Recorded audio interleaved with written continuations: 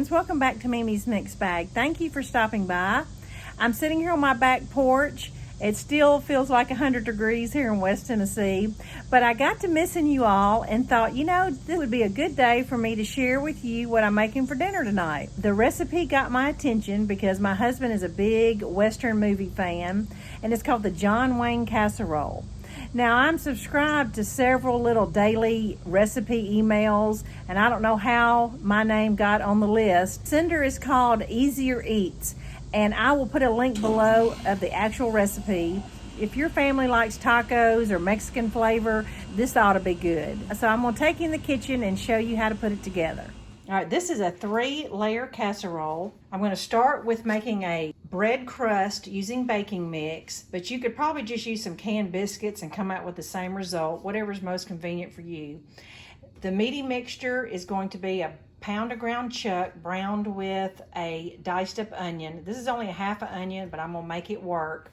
I'm gonna drain the grease off of that. Now what you add to the meat mixture, that's when you can modify it to your family's taste.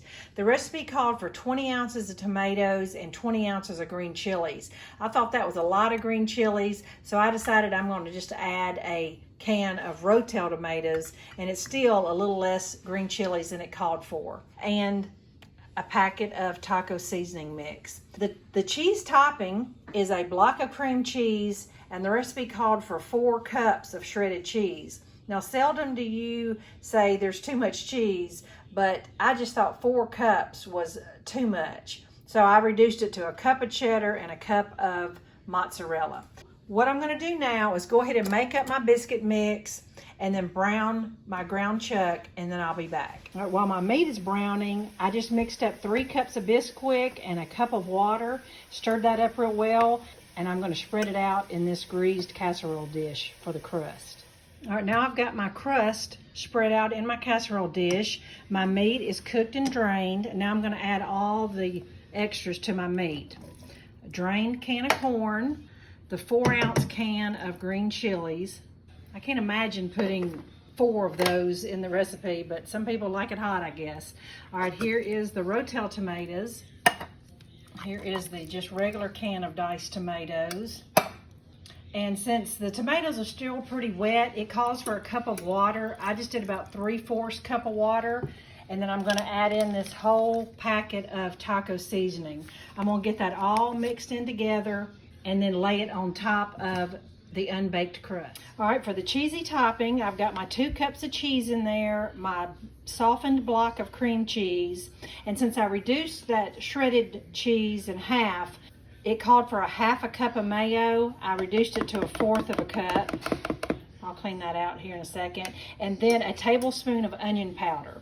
So I'm gonna mix up those 4 ingredients for the topping. Now I'm ready to put it on top of the casserole. Now it really doesn't spread. The easiest way is to put like little scoops all over it and then try to connect the scoops. It does not spread. It'll end up just tearing your casserole all up. I'll show you what that looks like when I get all the little dollops on there.